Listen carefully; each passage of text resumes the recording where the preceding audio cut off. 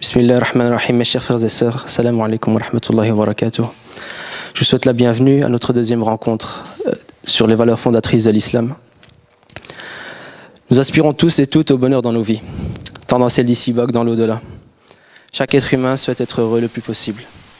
On souhaite tous une belle carrière professionnelle, la réussite scolaire, académique, avoir des enfants et être en bonne santé. Mais le bonheur ne réside-t-il pas aussi dans la qualité de nos rapports avec notre Seigneur et avec ses créatures, avec nos parents, nos enfants, nos frères et sœurs? Cependant, quand on observe de près la situation de la plupart des musulmans, le constat est alarmant. Nos familles sont déchirées, les parents ne comprennent plus leurs enfants et les enfants n'arrivent plus à parler à leurs parents. Rares sont les enfants qui ressentent de l'amour et de la tendresse de la part de leurs parents et qui leur en donnent en retour. La tendresse et l'affection primordiale à une saine vie de couple ont déserté nos demeures. Combien de frères et sœurs de sang ne s'adressent plus la parole depuis des années à cause de l'un ou l'autre malentendu?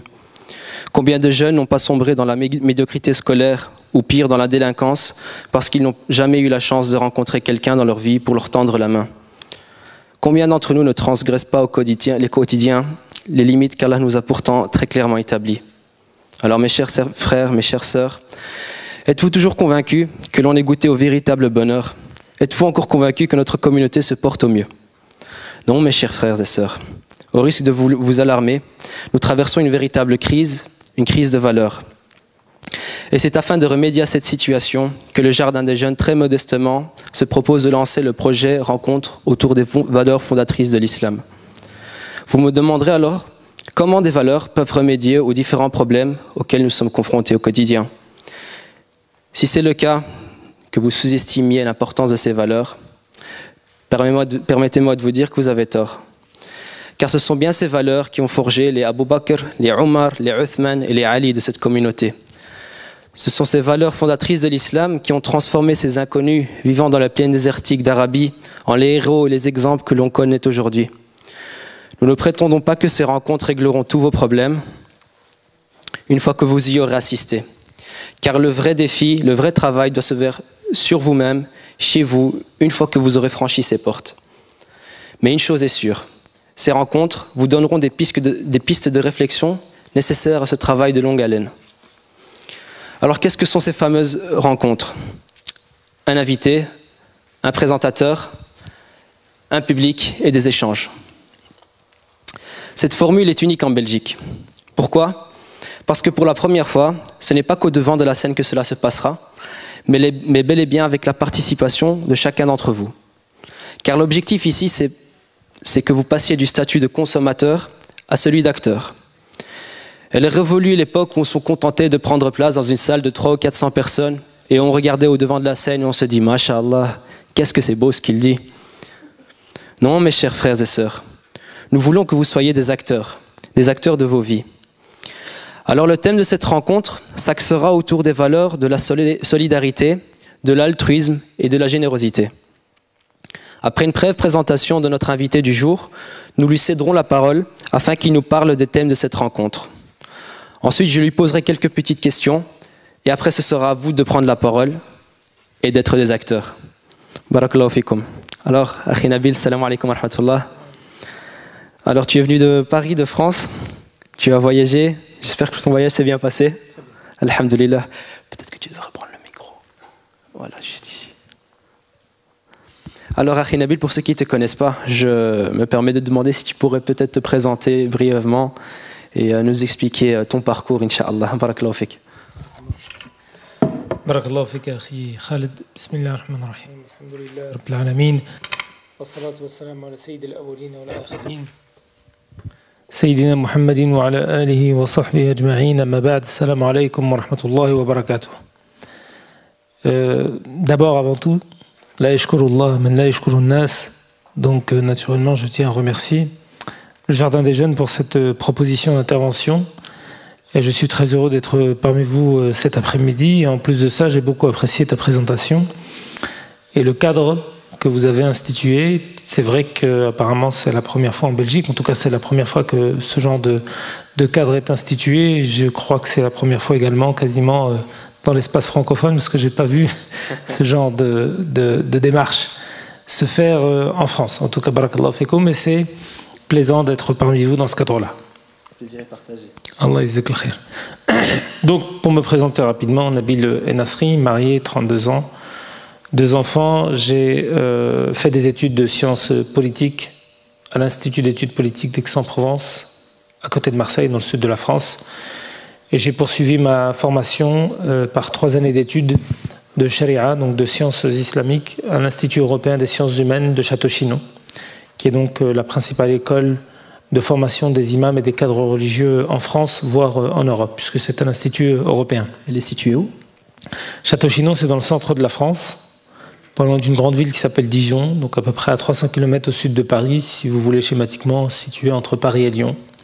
Donc vraiment dans le cœur de la France, dans un département qui s'appelle la Nièvre et qui est très reculé, difficile d'accès, mais c'est tant mieux.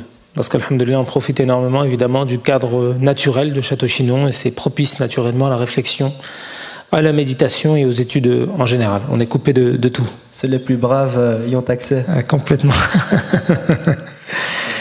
Donc, alhamdoulilah, en même temps, je suis acteur associatif engagé dans le tissu associatif musulman depuis maintenant une dizaine d'années.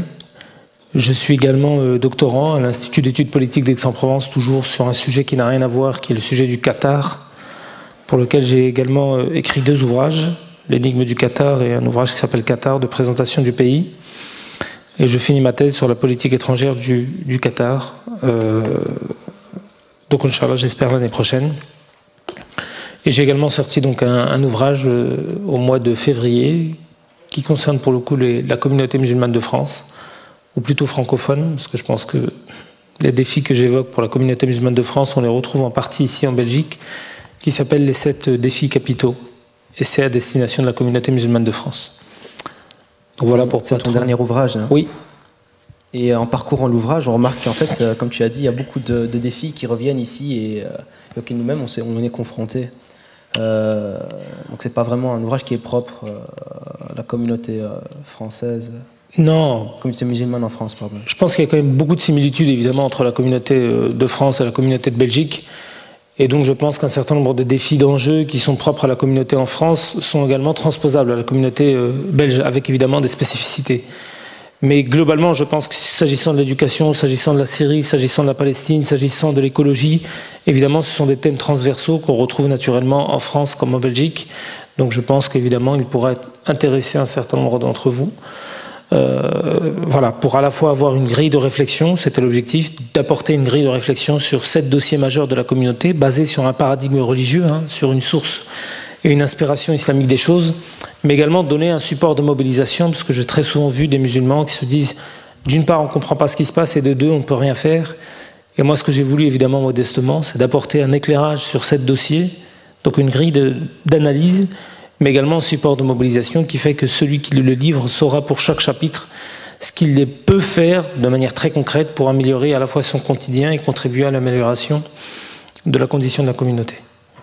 Donc l'invitation vous est lancée, le livre est disponible ici, Inch'Allah, vous pourrez vous le procurer après la rencontre, donc ne manquez surtout pas l'occasion de le feuilleter, de le dévorer, Inch'Allah. Pour en venir, Inch'Allah, au thème de notre rencontre, Akhi Nabil, quel constat fais-tu par rapport à la solidarité au sein de notre communauté? Alors je vais essayer pendant quelques minutes, Inch'Allah, de vous brosser un petit peu mon idée par rapport au sujet qui m'a été proposé d'évoquer. Si vous me le permettez, je commencerai par un verset du Coran que tout le monde connaît, de Surat al-Fatiha. A'udhu billahi minash shaytanir rajim, bismillahir rahmanir rahim, alhamdulillahi rabbil alamin, ar-Rahman ar-Rahim, maliki yawmiddin, iyyaka na'budu wa iyyaka nasta'in, ihdina as-siratal mustaqim. Ihdina. Et c'est ce terme-là, moi, qui m'interpelle. Et qui m'a très longuement interpellé. Évidemment, c'est pas moi qui le sors, je l'avais entendu d'un cheikh. Et regardez comment Allah Azza wa Jal, dans un verset, dans une sourate qu'on récite 17 fois par jour, au minimum, que tu sois à la Mecque, aux côtés de 3 millions de pèlerins, ou que tu sois seul dans la nuit, à 3 heures du matin, tu diras toujours « Ihdina ». Regardez, vous êtes seul, au plus profond de la nuit. Tu t'adresses à Dieu, tu es dans une relation de proximité, parfois même de pleurs, avec Allah Azza wa Jal, tu lui dis pas Ihdini. Tu dis quoi? Ihdina. Guide-nous. Même seul, tu demandes à Allah Azza wa Jal de guide-nous. Qu'est-ce que ça veut dire? Et en plus de ça, naturellement, on n'est pas dans n'importe quelle sourate et on n'est pas dans n'importe quel passage du Coran, puisque c'est celui qu'on doit et qui constitue l'une des conditions de validité de la prière. C'est-à-dire qu'il faut impérativement réciter la Fatiha pour que ta prière soit valide.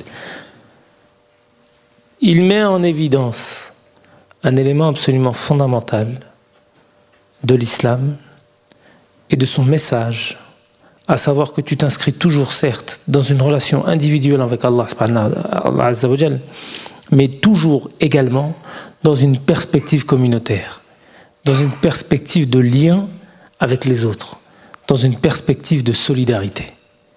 Une perspective de solidarité communautaire à base spirituelle, quand bien même tu serais seul à pouvoir prier Dieu dans la nuit, même en pleurs. Tu diras toujours « Ihdina as-sirata al-mustaqim ». On n'y échappe pas. Jamais. On n'y échappe tellement pas que voyez un petit peu la matérialisation de cet esprit dans l'exemple de celui qui est pour nous évidemment le meilleur des hommes. Le prophète Mohammed sallallahu alayhi wa sallam, lorsqu'il arrive à Médine, et là on passe de la solidarité spirituelle à la solidarité fraternelle, quels sont les deux premiers piliers, les deux premières bases qu'il met en place à Médine quand il s'installe après la Hijra? C'est deux choses. La première, c'est naturellement la mosquée qu'il édifie, parce qu'évidemment, il faut rassembler la communauté et rassembler la communauté autour d'un lien du tawhid qui va permettre à la communauté de se regrouper pour prier Dieu, tous ensemble comme un seul homme. D'accord? Mais le deuxième élément, c'est lequel? Et qui rejoint naturellement le premier, ce que les savants ont appelé al-mu'akhat, bayn al-ansar wal muhajirun. Al-mu'akhat, c'est quoi? La fraternité. Une autre forme de solidarité. C'est tellement vrai que les Ansar, pour n'importe quel muhajir, tous les biens qu'il avait, il les a divisés par deux. Tous. Parce qu'il avait compris le message spirituel du prophète qui nous dit également dans un hadith La yu'minu ahadukum hatta yuhibba li akhihi ma yuhibbu li nafsihi. Et regardez comment parfois certains Sahaba, dans un dénuement parfois le plus total, même le peu qu'ils avaient, ils décident naturellement de le diviser par deux parce qu'ils souhaitent pour le muhajir, celui qui a quitté la Mecque, la même chose que pour lui. Parfois, il en voudra davantage pour son frère que ce qu'il en a pour lui. N'est-ce pas ici le cœur du message de l'islam qui est finalement, parce qu'en même temps, on peut essayer de l'articuler avec notre réalité. Moi en France, vous en Belgique en 2014, vous êtes bien d'accord que les petits éléments qu'on vient de mettre en évidence sont un antidote merveilleux par rapport à la lutte contre l'individualisme. Et oui, on est dans un monde évidemment où l'individu doit être la mesure de toute chose. Certes, évidemment, l'individu, il a sa place, il a sa responsabilité et il a naturellement son importance. Mais en islam, tu as certes cette importance-là, mais tu ne verses pas dans l'obsession de l'individu. Et là, tu verses évidemment dans l'individualisme. Non, tu es un individu, certes, et tu dois naturellement penser à toi, mais penser à toi toujours dans un cadre communautaire, fraternel et de solidarité. Mais allons même plus loin dans la réflexion de la solidarité. Et là, dépassons même ce qu'on peut avoir, nous, dans la communauté musulmane. J'ai lu, il y a quelques années, un livre d'un auteur évidemment très problématique, mais qui des fois dit des choses vraies. Je ne sais pas si vous le connaissez beaucoup ici en France. Il s'appelle Jacques Attali. Très problématique comme intellectuel ou comme homme politique. Il est un peu tout à la fois. Mais il a écrit un très beau livre sur Karl Marx. Vous connaissez tous évidemment Karl Marx, le fondateur du communisme et certainement l'un des idéologues et des intellectuels les plus influents du 19e et du 20e siècle. Mais ce n'est pas évidemment la pensée de Karl Marx qui m'interpelle. C'est dans ce que dit Jacques Attali de Karl Marx. Écoutez bien à quel niveau de solidarité son compagnon intime, Engels, est arrivé. Karl Marx a vécu à un moment donné à Londres dans le dénuement le plus total, jusqu'à perdre 2 de ses enfants du fait du froid et du fait évidemment des conditions déplorables dans lesquelles il vivait à Londres. Et Engels se rend compte de quelque chose. Engels se dit que Karl Marx vit la misère, mais Karl Marx, il en a dans la tête. Et Karl Marx, il faut, pour le bien, écoute bien, pour le bien de l'idée, de notre idéologie, pour le bien de notre projet, il faut le sortir de son état de misérable pour pouvoir lui donner les conditions d'écrire, de produire au bénéfice de notre projet. Donc qu'est-ce qu'il fait Engels? Il retourne à Manchester, il va récupérer la manufacture de son père et il va verser la moitié de son salaire à qui? Karl Marx. Pour que Karl Marx puisse sortir de son état d'indigence et produire. Parce qu'Engels se dit ça, c'est de l'or. Cet individu produira ce qui, et c'est ce qui s'est passé, ce qui va potentiellement, ce qui pourrait potentiellement quoi? Changer la face du monde. Et de vous à moi, en termes de personnalité, qui a bouleversé d'une certaine manière et qui a inconsidérablement influencé le XXe siècle, dans les 5 premiers, tu mets qui? Karl Marx. Donc regardez à quel niveau parfois de solidarité, c'est la solidarité intellectuelle. Et si on recoupe, et moi pourquoi j'ai beaucoup mûri, et pour la petite histoire, je lisais ce livre quand j'étais à Château-Chinon, et je me disais, nous avons une communauté où la solidarité est à la base de la philosophie coranique et prophétique, et vous avez beaucoup d'étudiants, excusez-moi l'expression, qui galèrent pour pouvoir finir quoi? De payer leur année d'études. Où est la solidarité de la communauté pour pouvoir aider ceux qui normalement vont être les guides demain de la communauté, c'est-à-dire les étudiants en religion, à la manière, d'une certaine manière, de Karl Marx et d'Engels, lequel avait financé les études de Marx pour qu'il puisse produire et devenir ce qu'il est devenu. On se demande ce que la communauté a fait de ses priorités. Ça, c'est un autre sujet. Mais on est un peu dedans. Et le dernier élément, si vraiment on veut élargir la perspective, mais vraiment élargir de manière globale, de mon point de vue, il y a un sujet absolument central et qui rejoint la solidarité, je vais l'expliquer pourquoi, mais qui est négligé par la communauté. Et pourtant, il est présent dans toutes les sourates du Coran. Je vais vous poser une question, ça va peut-être vous faire sourire, parce que je l'ai posée dans beaucoup de villes de France, et dans 98% des cas, ça a été la même réponse. Je crains que ça ne soit la même ici à Bruxelles. À quand remonte votre dernière khutbat al-Jumu'ah dans votre mosquée sur la question de l'écologie et de l'environnement? Je pense pas qu'on en a une. Voilà, c'est exactement ce qu'on me dit dans beaucoup de villes de France, dans beaucoup de mosquées. Et on me regarde et me dit « Hein ?» On me dit « Non, on n'en a jamais eu. » Taïb. Alors, pourtant, si on revient naturellement à notre livre sacré, et que si je vous posais 2 questions, combien y a-t-il, les frères répondaient, hein, combien y a-t-il de versets dans le Coran qui stipulent l'obligation du hijab? Les frères répondaient, hein, 2, exactement, de manière claire, 2. Là, la question est à tout le monde, donc les sœurs peuvent répondre. Combien y a-t-il de versets dans le Coran qui stipulent 1, le respect, 2, la méditation, 3, la contemplation de la création? Pardon? On ne les compte plus, comme dirait le frère. Et comme me dit le frère, c'est la moitié du Coran. Vrai ou faux? Ces versets se comptent par dizaines, si ce n'est par centaines. Taïb, où est la réalité de la communauté par rapport à cette question? Et le lien avec la solidarité, il est où? Il est qu'on doit avoir normalement une solidarité avec la création, une solidarité environnementale, ce lien de dépendance harmonieuse que tu peux avoir entre des frères, des sœurs et une famille. On l'a normalement avec la nature, avec la création, surtout dans un moment où regardez bien, surtout à un moment de l'humanité où nous sommes arrivés aux limites de la biosphère, où notre système de consommation est en train de quoi? De détruire les conditions d'une perpétuation de la vie. Elle est où la solidarité environnementale et de la création dans une communauté qui a fait du respect de sa création un acte d'adoration? Elle est où? Moi, je me pose parfois des questions entre ce que dit réellement le Coran et l'application des musulmans. On est aux abonnés absents, comme on dirait. Voilà, on pourrait continuer longtemps. Mais je vais peut-être laisser la place aux questions. Barakallahu fik.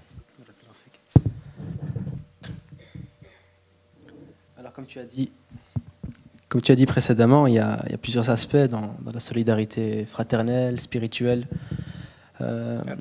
intellectuelle. Voilà, en fait, c'est là où je voulais en venir. De quelle façon est-ce que l'islam met en avant la solidarité dans ses enseignements? Comme je pense aux enseignements de la zakat, aux droits du voisin, etc. Qu'est-ce que... Wallah, comme on vient de le dire, c'est transversal, Akhil Karim. Tu prends l'exemple prophétique, mais regardez, Allah, le prophète sallallahu alayhi wa sallam, il dit à la fin de sa vie, quels sont quasiment les derniers mots du prophète sallallahu alayhi wa sallam sur son lit de mort? Avant un petit peu la prière. Ummati, ummati. Ma communauté, ma communauté. Évidemment, lui-même ne voit la projection de son action que dans le cadre de quoi? D'une communauté. Parce que naturellement, tout seul, tu n'es rien. Et on ne va pas dire que tu vis par et pour les autres. Mais certes, tu as une identité, une personnalité individuelle, mais cette personnalité individuelle doit se faire au bénéfice d'une communauté. Vrai ou faux? Absolument. Raison pour laquelle Ehdina Siratan. Parce qu'en plus de ça, mes frères et mes sœurs, cette solidarité, elle a différentes implications, parmi lesquelles la responsabilité. On a tous une responsabilité individuelle, vrai ou faux? فَمَنْ أُوتِيَ كِتَابَهُ بِيَمِينِهِ فَسَوْفَ يُحَاسَبُ حِسَابًا يَسِيرًا. C'est vrai, celui qui aura son livre du côté droit, il retournera avec un jugement facile. Vrai ou faux? Ça, c'est la responsabilité qu'on a tous, de manière individuelle. Et évidemment, dès lors qu'on est mukallaf, majeur, entre guillemets, vacciné, on aura tous à rendre des comptes, tous autant que nous sommes. Est-ce que vous pensez que c'est le seul jugement qu'on aura demain aux yeux d'Allah Azza wa Jal? Binass al-Qur'an, c'est-à-dire qu'on va prendre un verset et on va voir que finalement ce n'est pas le seul jugement qu'on aura. Surat al-Jathiyah. Allah Azza wa Jal nous dit وَتَرَى كُلَّ أُمَّةٍ جَاثِيَةٍ كُلُّ أُمَّةٍ تُدْعَى إِلَى كِتَابِهَا. Et tu verras toute communauté agenouillée. Toute communauté sera renvoyée vers quoi? Kitabiha, son livre. Et lorsque le professeur à Château-Chinon, nous cite cet exemple et ce verset, il nous prend des réalités quotidiennes de notre vie, pour lesquelles nous sommes en déficit d'expression de la solidarité. Et il nous dit par exemple, Limadha dayatum Falastin, qu'est-ce que vous avez fait réellement, concrètement, en termes de solidarité effective avec la Palestine? Et on pourrait élargir. Aujourd'hui, en tant que musulmans, alhamdoulilah, qui vivez bien à Bruxelles et ailleurs, vous faites quoi réellement comme élément d'implication, d'action et de mobilisation pour ceux qui souffrent à travers le monde et qui portent la même foi que vous? Parce que vous avez oublié le jugement communautaire? La solidarité qu'on est en train d'évoquer là, ce ne sont pas que des termes et des mots. On est bien d'accord. La foi que nous avons, al-iman ma waqara fil qalb, wa saddaqahu quoi? Al-amal, c'est ce qui s'enracine dans le cœur et qu'on agit de manière quotidienne, pratique. Elle est où l'expression de la solidarité avec ceux des peuples musulmans et non musulmans qui souffrent dans le monde? Alors, les frères en Birmanie, oubliez les frères en Syrie, comme tu l'as cité dans ton ouvrage, et les centaines de milliers de réfugiés en Irak, là, en ce moment. C'est vrai que les exemples ne nous manquent pas, en tout cas. complètement. Je ne sais pas, Inch'Allah, on pourra peut-être donner la parole au public, si toutefois il y a des questions, Inch'Allah. J'espère qu'il y aura des questions. Ça ne vous a pas suscité plus que ça à réagir? Allez, on pourrait lui donner un micro, Inch'Allah. Tfadal akhi Youssef. Wa alaykoum salam. Regarde, si tu peux l'activer, peut-être il y a un bouton en dessous.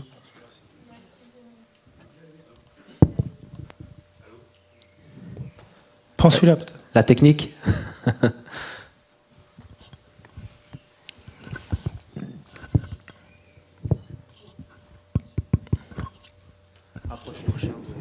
Salam alaikum. Wa alaykoum salam.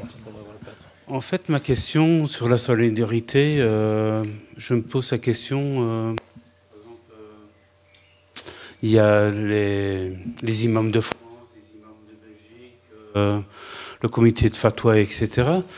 Pourquoi je veux dire, l'élite, entre guillemets, ne font pas un peu une caisse de solidarité, je veux dire, un peu comme la Croix-Rouge et autres, s'arranger avec les mosquées de France et autres, et dans la zakat l'aumône qu'on donne dans les mosquées et autres, pour pas dépenser, je veux dire, un peu partout et inutilement, de faire une banque ou une caisse de solidarité justement pour cibler les points importants, je veux dire, comme par exemple, ici ça va être le ramadan, concentrer une caisse, par exemple, pour être plus efficace pour nourrir par exemple les démunis et autres. Quand on voit par exemple, je veux dire, un drame par exemple en Afghanistan, au Mali et autres, on voit les États s'unir pour prendre un avion et autres. Ici, je veux dire, en Europe en général, on ne ressent pas cette solidarité justement parce qu'il n'y a pas entre guillemets de chef, entre guillemets, de coordination bien précise. Est-ce qu'il n'y aurait pas un manque dans la communauté, je veux dire, un groupe pour justement être plus efficace dans la solidarité, je veux dire? Ce que dit le frère Youssef est quand même pertinent, parce qu'on a remarqué qu'il y a beaucoup d'efforts qui sont diffus, mais on n'arrive pas à cibler certaines situations. Alors, je t'en prie, Akhi Nabil. Akhi, tu poses deux très bonnes questions en même temps, c'est-à-dire comment on fait pour pouvoir récupérer l'argent de la zakat et la redistribuer à qui de droit, et de la redistribuer de la manière évidemment la plus pertinente, la plus judicieuse en fonction des besoins, en fonction des priorités. Tu as raison. Mais tu pointes un deuxième souci qu'on a évoqué tout à l'heure ensemble, qui est la question du leadership et comment on fait pour s'organiser dans la communauté. Mais regarde, je vais même vous poser une question. Alhamdoulilah, en France, je connais pas mal de responsables associatifs et notamment de grandes associations. Ils croulent, si tu veux, sous les dossiers, sous les occupations, sous les priorités et les urgences. Le problème, c'est que la communauté n'est pas là quand il s'agit de porter des idées. Ton idée est très bonne. J'ai pour habitude de dire qu'une idée n'est bonne que dès lors qu'il y a les personnes qui peuvent la porter, lui donner du sens et la décliner dans la réalité. Par exemple, en France, tu as une institution qui s'appelle l'UOIF et qui a lancé il y a quelques années ce qu'on appelle Bayt al-Mal al-Muslimin. Bayt al-Mal al-Muslimin, vous savez à quoi ça fait référence? À ce trésor public installé par Omar ibn Khattab radiallahu anhu, et qui était exactement ce que tu soulignais à l'instant, destiné à récupérer l'argent de la zakat pour pouvoir ensuite la redistribuer aux différentes catégories bénéficiaires de la zakat. Combien de catégories d'ailleurs? 7? 8? Qui dit mieux? 7, 8, 7, 8, 8. 8 catégories de la zakat. D'accord? Dans Surat al-Tawbah. C'est ce que fait Omar ibn Khattab radiallahu anhu. C'est ce qu'a essayé de faire l'UOIF. Ce fonds, cette espèce de caisse, elle est aujourd'hui bloquée, au point mort. Parce que l'idée, c'est pas que l'idée qui est mauvaise, l'idée est très bonne en soi, mais qui va lui donner du sens? Qui parmi vous, par exemple, imagine-toi, on sera en région parisienne, pourrait 5, 6, 7, 8 frères se dire, bon, on prend ce projet dans l'année, et qu'on essaye de s'y engager, de donner un peu de temps, de son énergie, de dépenser un petit peu tout simplement de son temps pour pouvoir se dire, Yallah, bismillah, on va créer un site internet, on va diffuser des flyers, on va mettre en place une structure juridique qui puisse recueillir, on va diffuser l'information, etc., etc., etc. Tu peux très bien, comme tu l'as très bien fait, je suis complètement d'accord avec toi, c'est-à-dire poser les bonnes questions, mais encore faut-il se poser la question, nous, qu'est-ce qu'on a fait à notre niveau pour pouvoir tout simplement améliorer la situation. Et si je peux me permettre, je vais vous poser une question. Laquelle d'entre vous est aujourd'hui impliqué dans une association? Lève la main. Alhamdoulilah, c'est bien. Mais il faudrait que tous, normalement, tous, et dites faites, agissez. N'oubliez pas cette double responsabilité. Responsabilité individuelle et responsabilité communautaire. Donc, Akhil Karim, très bien, encore que, alhamdoulilah, en France, en tout cas ce que je connais, les choses, mine de rien, année après année, s'améliorent. autant les institutions, les organisations, les ONG qui font du travail style Secours islamique ou encore mieux, Baraka City, reçoivent énormément d'argent de la communauté et le restituent à qui de droit. Le restituent autant en France, auprès des démunis, évidemment que dans les urgences de la communauté. Pour connaître Baraka City, cette année, machallah, ils sont partis en Syrie et vraiment ont dépensé énormément, ont apporté des poids lourds de denrées alimentaires et de matériel médical. Ils se sont également rendus en Birmanie pour pouvoir aider les camps de réfugiés Rohingyas. Mais si je peux me permettre, et c'est là où on fait le lien avec les différentes formes de solidarité. La solidarité humanitaire, elle est très bien. J'allais dire, elle est presque indispensable. Elle est nécessaire, mais pas suffisante. Et parfois, elle peut être contre-productive. Je m'explique. Quand, alhamdoulilah, on a été à Gaza, il y a quelques années, c'était juste après, si vous vous souvenez bien, disons le mot tel qu'il est, après le massacre de janvier 2009, l'opération Plomb d'Ursie. Vous vous souvenez, 1500 morts en l'espace de 3 semaines, etc., etc. On est parti un mois après, et on a été naturellement bloqué par les autorités de l'époque, les autorités de Moubarak. Au bout du 5e jour de blocage, on était littéralement devant. C'est comme si vous aviez à l'entrée de l'espace la porte de Rafah, et on était ici, nous. Et donc on voyait évidemment à quelques dizaines de mètres Gaza et quelques centaines de mètres les premières habitations. On voyait les hélicoptères pilonnés, on a vu des M16 bombardés. Mais évidemment, à l'époque Moubarak, on refusait toute entrée de personnel humanitaire et de solidarité.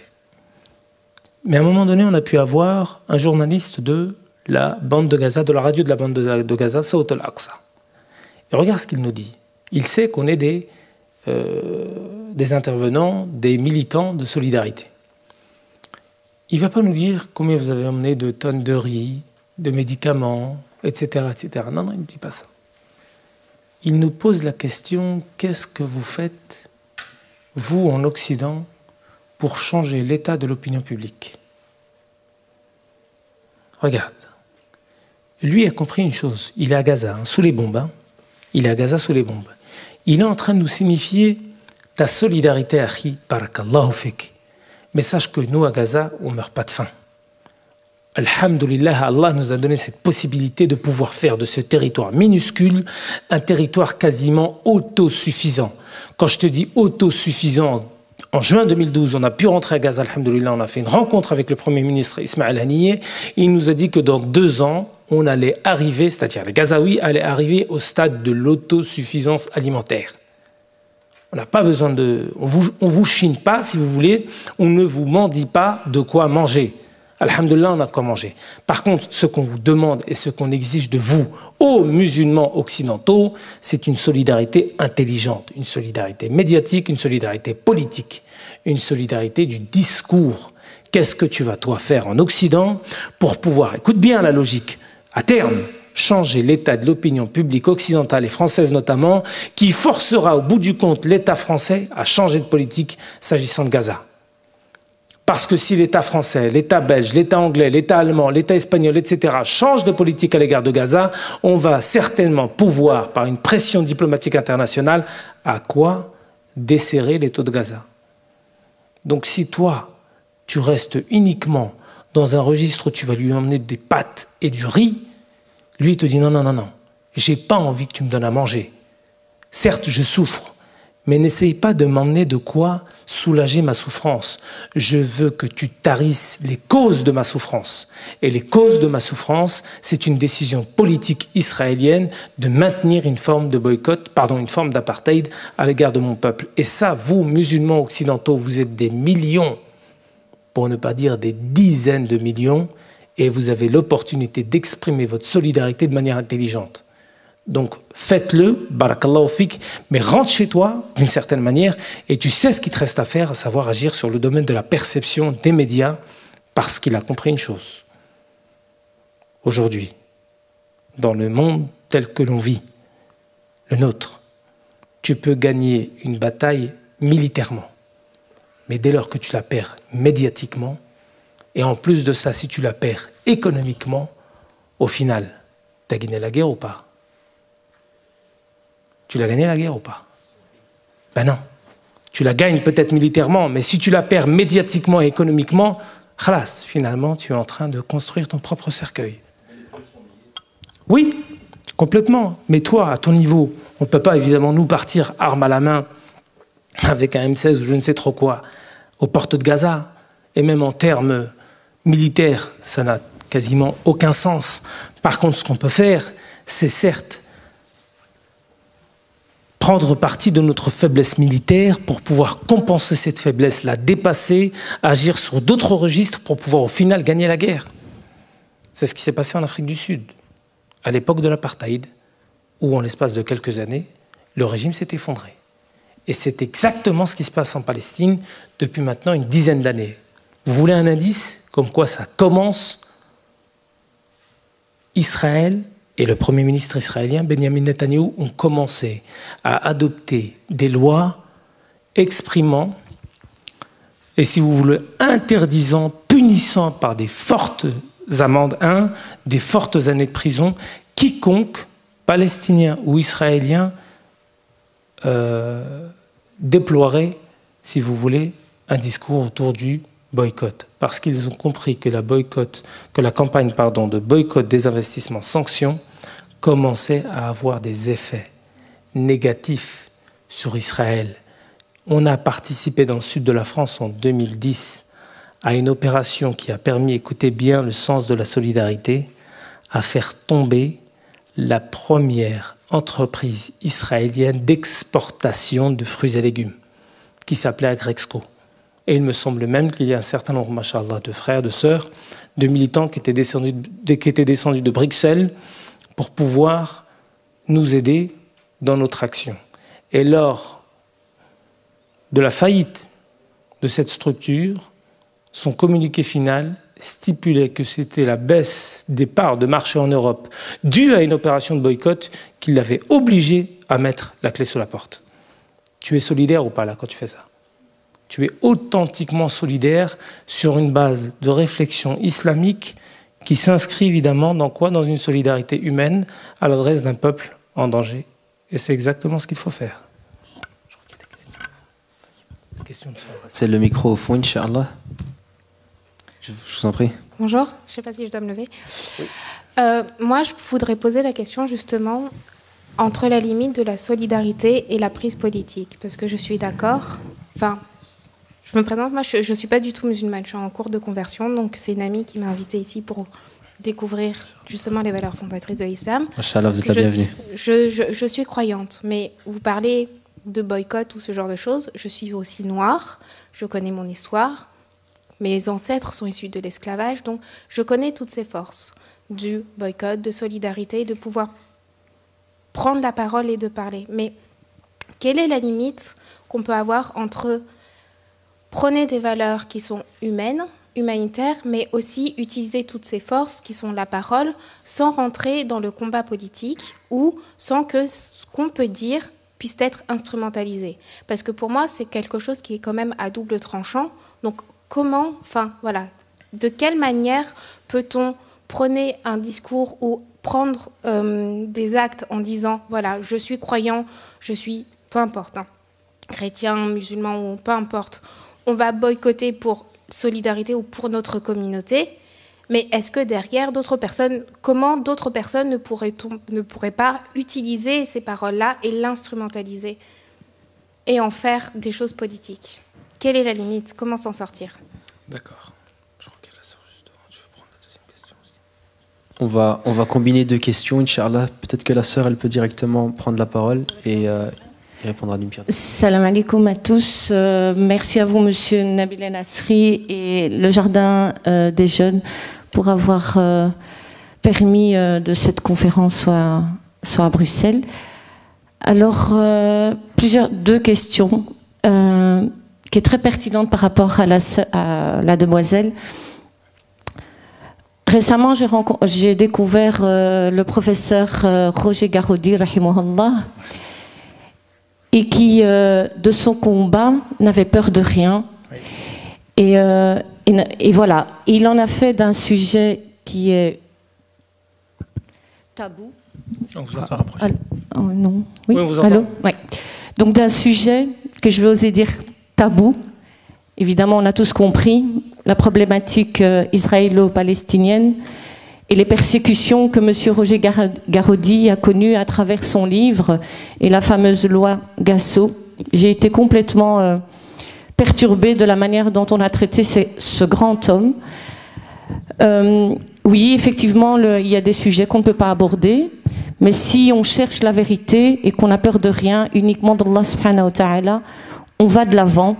Et c'est ça que j'ai vu en Roger Garaudy. Il n'était pas au départ musulman, mais il apprenait l'islam. Il apprenait l'islam dans son comportement. Et donc j'ai trouvé ça extraordinaire, malgré qu'il s'est converti par après. Ma deuxième question par rapport à la solidarité. J'ai découvert également le fameux terme Ahl Sunnah al-Jama'a, qui est le consensus. Et donc, cette solidarité, on a besoin de références, comme disait le frère, quelqu'un qui pourrait nous guider. Malheureusement, ce consensus, cette référence, on n'arrive pas à la trouver puisque les grands savants, je vais être méchante, nous donnent un mauvais exemple. C'est diviser pour mieux régner. C'est-à-dire que nos savants ne sont pas déjà d'accord sur plusieurs dossiers. Donc comment nous, en tant que petite, moi, citoyenne, quel chemin je vais suivre?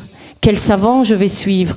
Donc, à un moment donné, moi je trouve, et je peux me tromper évidemment, c'est que le sommet de la pyramide a déjà beaucoup de travail à faire. Donc nous, on est déjà perdus là-dedans. Voilà, barakallahu fikoum. Barakallahu fik.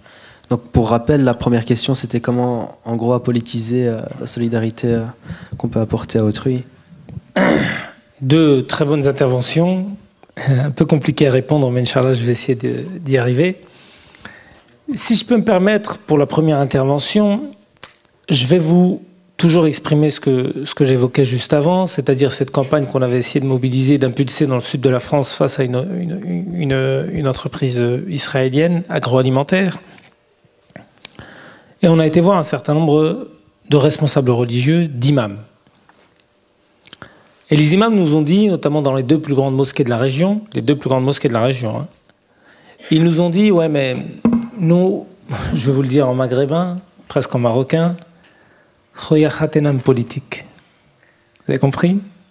C'est-à-dire que nous, on ne fait pas de politique. Et en fait, je n'ai pas voulu lui dire, parce qu'évidemment, je connaissais un peu sa situation, je n'ai pas trop voulu le vexer.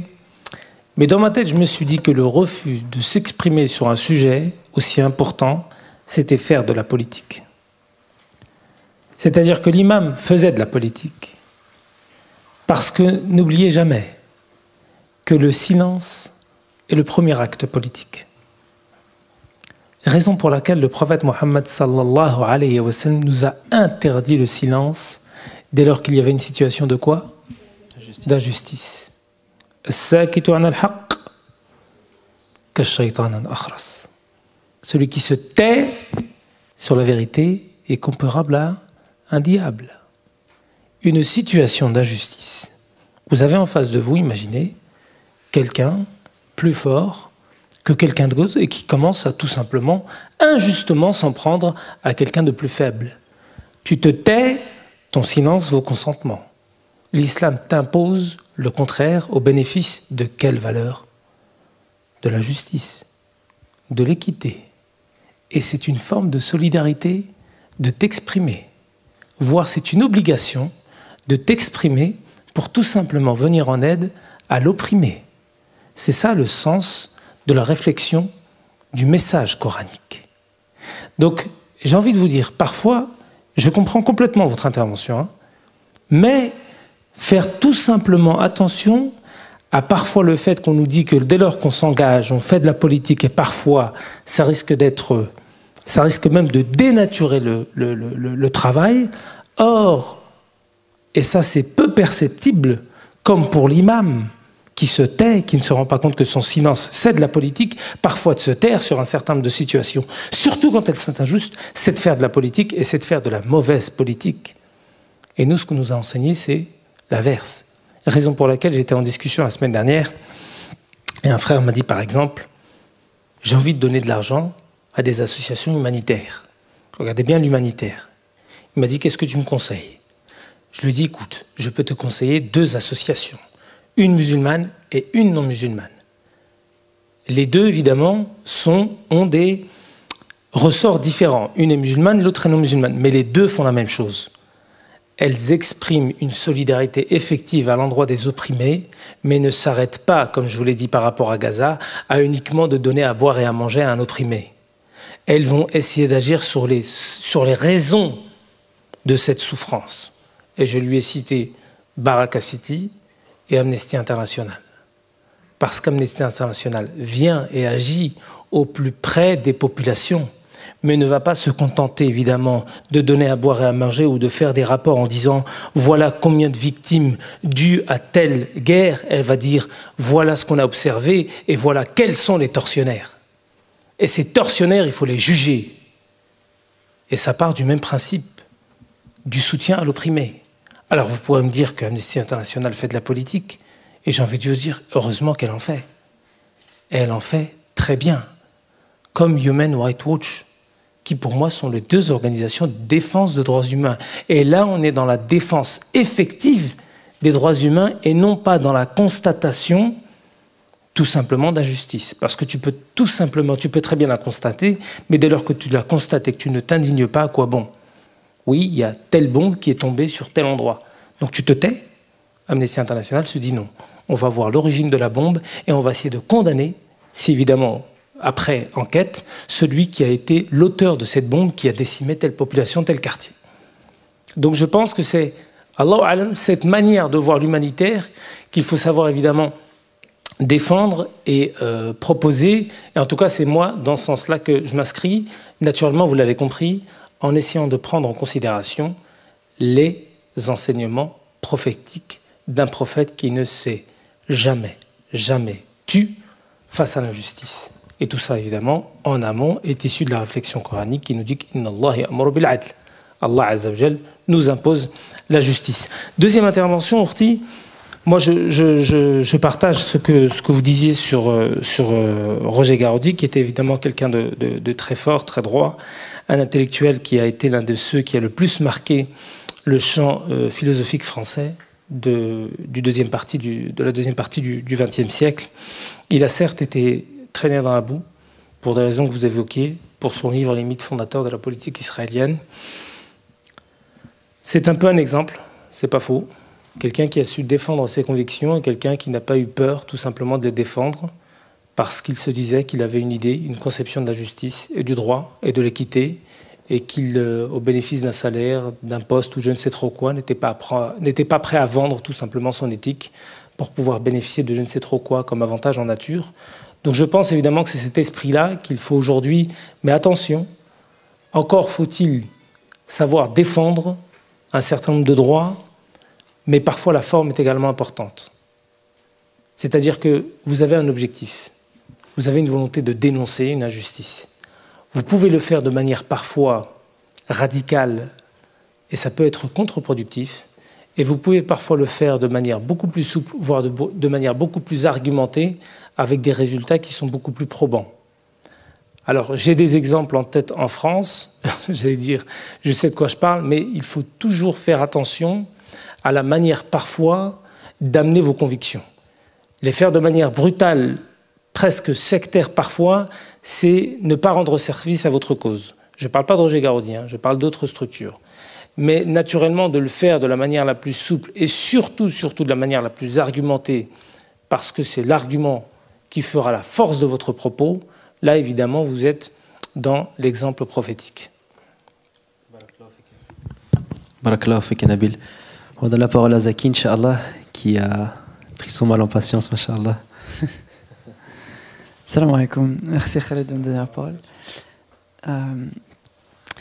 Par rapport au sujet de la solidarité, je parle ici du contexte belge et de la solidarité intracommunautaire. On traverse en ce moment une cristallisation des tensions entre certains groupes ici à Bruxelles. C'est beaucoup le dossier on a, du vote qui a apporté ça, et aussi le dossier des départs en Syrie. Et donc il y a des musulmans qui se positionnent par rapport à ces deux sujets-là. Et il y a des gens avec qui on n'est pas d'accord, il y a des gens avec qui on est d'accord, des gens qui disent des choses dangereuses. Et donc, en intracommunautaire, il y a des débats, c'est bien, je pense, c'est important, des débats qui se sont ouverts et qui ont engendré des discussions, des fois très houleuses. Et évidemment, le gouvernement et les médias se jouent de ça, parce qu'on sait très bien que leur stratégie vis-à-vis de nous, c'est de nous diviser un maximum. Et on observe comme ça des musulmans qui commencent à pointer du doigt les dangereux musulmans, en disant faites attention, ça c'est des musulmans dangereux, moi je suis un musulman modéré. Et ça pose la question de la solidarité. Mais surtout, ce qui me fait peur, je pense qu'il y a quelque chose qu'on doit vraiment apprendre entre nous, c'est déjà apprendre à ne pas être d'accord et à d'ouvrir des débats sereins. Mais ce qui est plus dangereux, c'est qu'aujourd'hui, on observe en Belgique des arrestations. Par exemple, je parle du frère Fouad Belkacem de Sharia for Belgium. Il y a eu Jean-Louis. C'est des gens avec qui, évidemment, je ne pense pas que je dois expliquer à tout le monde, je ne suis pas vraiment d'accord.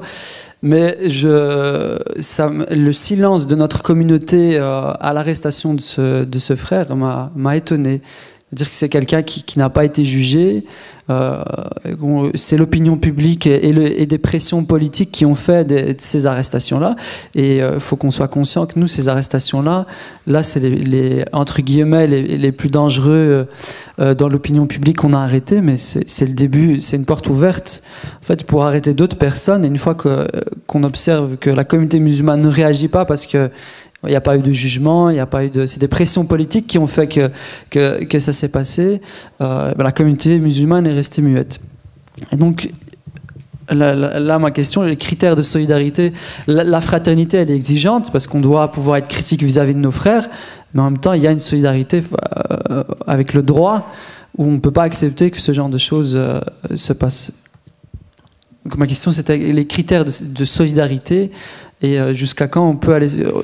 Je veux dire, on a toujours eu cette peur de critiquer ouvertement nos frères, parce qu'on dit toujours qu'il faut laver son linge sale en famille, mais à un moment donné, il faut pouvoir dire qu'on n'est pas d'accord avec ce que disent des frères, mais en même temps, il faut pouvoir être solidaire avec des personnes avec qui on n'est pas d'accord lorsqu'il y a une injustice qui est commise. Un peu où se situe l'équilibre entre la solidarité intracommunautaire et la divergence des points de vue. Exactement.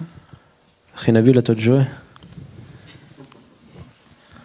Tu m'as fait penser à... Il me semble que c'est un prêtre, et je l'ai devant moi, donc j'ai été le chercher. C'est un peu... je vais extrapoler un peu pour revenir ensuite à tes propos. Mais c'est le prêtre, il me semble, Martin Niemöller, qui donc a été enfermé dans un camp de concentration, et qui disait la chose suivante. Quand ils sont venus chercher les communistes, je n'ai pas protesté parce que je ne suis pas communiste. Quand ils sont venus chercher les juifs, je n'ai pas protesté parce que je ne suis pas juif. Quand ils sont venus chercher les syndicalistes, je n'ai pas protesté parce que je ne suis pas syndicaliste. Quand ils ont venus chercher les catholiques, je n'ai pas protesté parce que je ne suis pas catholique. Quand ils sont venus me chercher, il n'y avait plus personne pour protester. Et je pense que là, on est vraiment dans l'expression la plus évidente de la solidarité. C'est-à-dire que dès lors que tu laisses le début d'une injustice perdurer, tu vas créer les conditions à ce que cette injustice perdure tellement jusqu'à ce qu'elle te vise toi-même. Et qu'au bout du compte, quand elle te visera toi-même, là tu commenceras finalement à réagir, mais il sera trop tard. Et c'est exactement ce que tu as signifié par rapport à la communauté.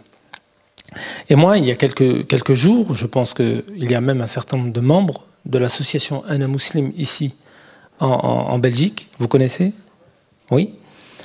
Et donc, il me semble qu'il y a un certain nombre de membres ici, en tout cas en Belgique, à Bruxelles. J'ai des échos qu'il y a des éléments de cette association, alors pour le coup, avec laquelle je ne partage pas grand-chose. Beaucoup de ces options, notamment politiques par rapport au vote, on est en contradiction, plutôt en rupture radicale en termes de pensée, de philosophie et même d'appréciation des textes sacrés. Ala kulli hal, évidemment, ça reste des musulmans avec lesquels je ne suis pas d'accord. Il y a 2 semaines, qu'est-ce qu'il s'est passé? Ils auraient apparemment eu des discours un peu trop virulents par rapport, vous savez, le mot à la mode en France et je pense en Belgique par rapport au djihad, etc. Et donc on a fermé 2 comptes de 2 personnes, de 2 responsables du site. On a jeté un petit peu leur nom dans la presse et donc évidemment, dès lors que vous fermez des comptes d'une personne et que vous dites à la presse tel individu est cherché, recherché pour cause de djihadisme, vous êtes en train quasiment de détruire sa réputation, pour ne pas dire de détruire sa vie. Alors on aurait pu avoir, comme pas mal de responsables religieux, français, un silence. Et on a été quelques-uns à dire non, on ne partage pas du tout les thèses défendues par cette association. Mais le mobile, le motif qui a poussé les autorités à leur interdire, à leur bannir leur compte, par exemple, si vraiment c'est un motif destiné à lutter contre, soi-disant, le terrorisme, dans ce cas-là, on vous propose de fermer les comptes de tous les intellectuels français qui, en 2003, ont soutenu la guerre en Irak. Parce qu'ils ont soutenu une forme de terrorisme. On vous demande également de fermer le compte de tous les intellectuels et journalistes français qui se taisent face à l'impunité israélienne et face au terrorisme d'État israélien. Parce que si vous êtes contre le terrorisme, il n'y a pas un bon et un mauvais terrorisme. Donc vous allez jusqu'au bout de votre logique. Mais interdire et bannir certains et laisser les autres, c'est non seulement de l'indignation sélective, et c'est trahir tout simplement l'état de droit. Donc à un moment donné, soit tu restes silencieux, auquel cas le silence, selon une perspective islamique, est interdit, soit à un moment donné, tu soutiens non pas ce que défendent les frères, mais le fait qu'à un moment donné, on ouvre une porte, comme tu l'as très bien dit, et que cette porte-là est contraire à l'idée de justice et à l'idée d'égalité devant la loi. Donc, je ne peux qu'aller dans ton sens.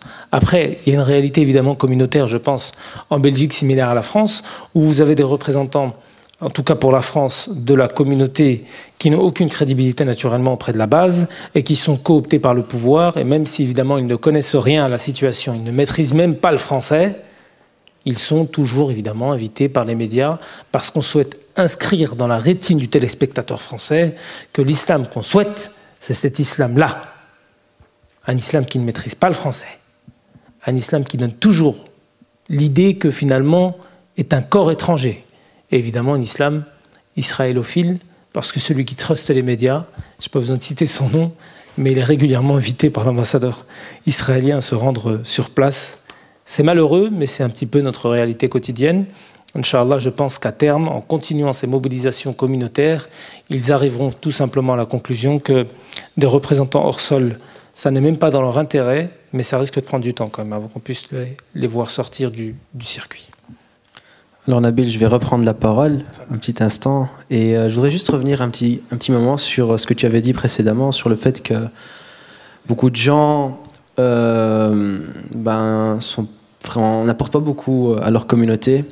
On remarque, en tout cas moi je l'ai remarqué au sein de nos jeunes frères et sœurs étudiants, ils sont très présents durant leur parcours académique, mais une fois qu'ils ont trouvé un travail et qu'ils ont fondé une famille, ils rentrent dans un cercle, dans un rythme qu'on appelle le métro-boulot-dodo, et ils disparaissent du circuit associatif, ne serait-ce qu'en participant aux activités par leur présence. Alors moi, ma question, c'est de savoir comment trouver l'équilibre entre le fait de penser à soi-même et le fait d'apporter quelque chose à la communauté, à ses frères et sœurs. Où est-ce que se situe l'équilibre idéal? Parce qu'au risque de se perdre dans le fait de trop s'étirer, de trop s'étaler et de négliger ses obligations envers ses proches. Mais en même temps, il ne faut pas oublier le fait qu'on peut des fois apporter quelque chose à sa communauté, qu'on peut poser soi-même sa brique.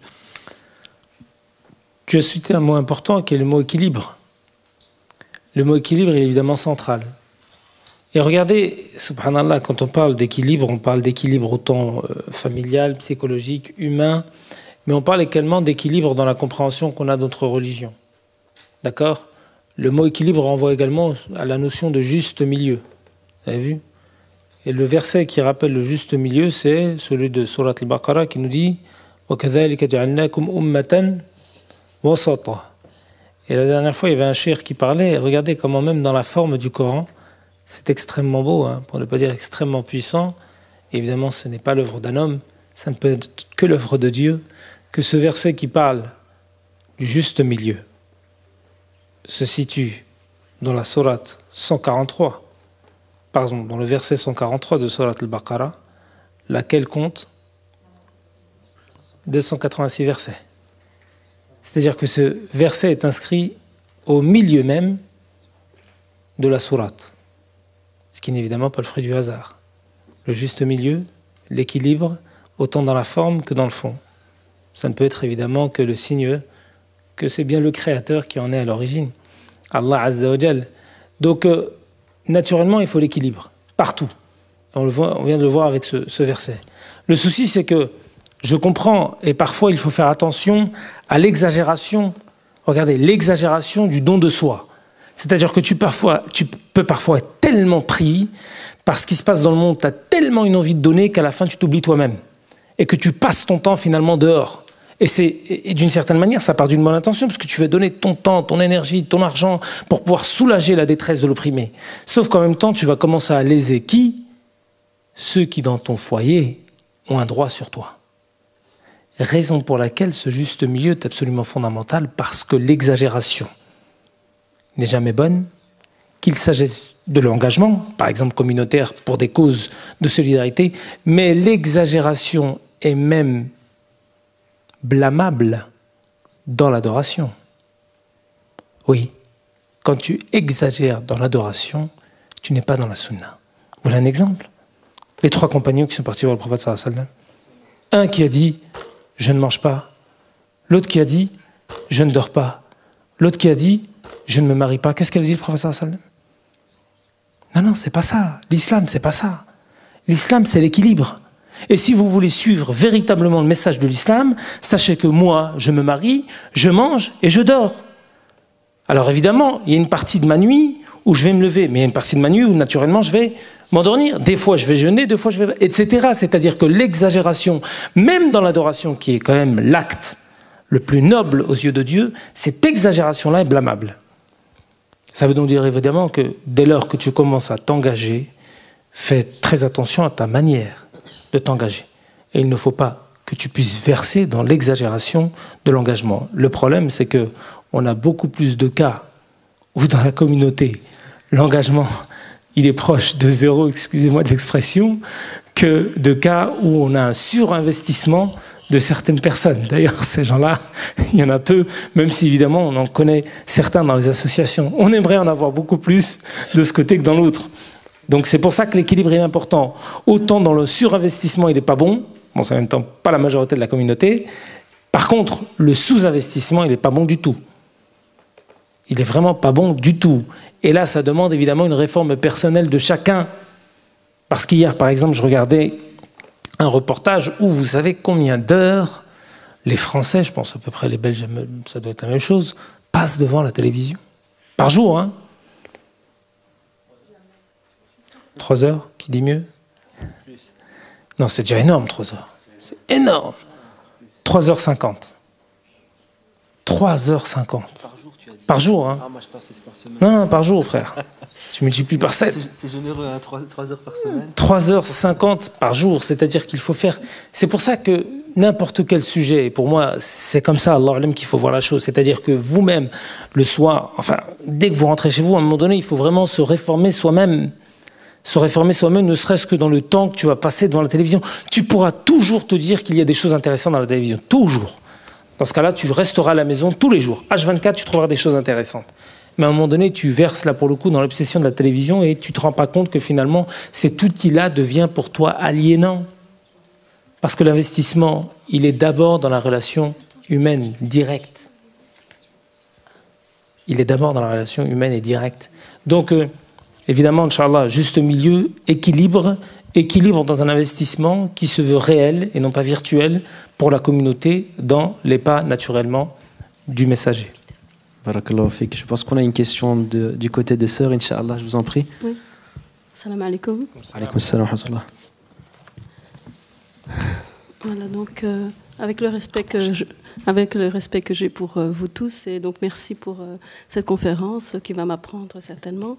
Voilà, en fait, donc pour soulever donc ce que vous avez dit, donc c'est vrai que je pense que quelque part on peut se poser la question s'il n'y a pas parfois 2 poids 2 mesures, donc dans certains faits.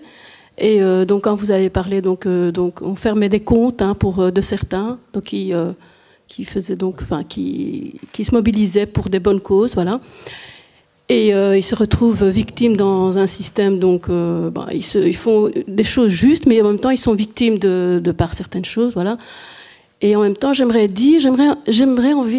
de dire quelque part, ne faudrait-il pas donc que tout intellectuel, hein, à un moment donné, de se rassembler et de mettre main dans la main et oser faire ce que, par exemple, Tariq Ramadan, donc, par exemple, c'est un des exemples, parler justement sans avoir peur, mais du tout, et essayer de se dire quelque part, est-ce qu'il n'y a pas une volonté politique hein, dans certains des États, on va dire, par exemple, un exemple de la part de la scolarité, par exemple. On a envie, on ne veut pas une masse intellectuelle, on a peur, enfin, quand je dis on, je suis dans le côté positif, mais je veux dire, quelque part, on sent, enfin, moi, personnellement, en tant que maman, je sens depuis longtemps, à travers beaucoup de choses que je fais, à côté de mon travail que j'ai, et du bénévolat que j'ai à côté, je sens, mais vraiment c'est grave, et je crois qu'on doit tous se le dire en tant qu'étudiants, en tant que parents, donc on doit faire attention. J'ai l'impression qu'on veut laisser, par exemple, les enfants, on ne veut pas cette masse intellectuelle, on a peur d'une masse intellectuelle, parce que ça va faire bouger les choses, et formidablement, ça bouge, mais et c'est sûr qu'il y a quelque part à côté des gens que ça ne fait pas plaisir, et ça c'est sûr et certain. Il y en a beaucoup qui... je peux vous donner des simples exemples. Par exemple, les enfants... Bon, moi, j'avais connu ça, donc pour mes enfants, pour d'autres mamans, les professeurs, certains professeurs, je ne dis pas tous, certains, d'autres font très bien leur travail, d'autres, malheureusement, ne le font pas très bien. Les PMS, certains le font très bien, d'autres PMS ne le font pas. Tout ça, c'est un lien avec ce que je veux dire. C'est que, quelque part, ils essayent de nous attaquer...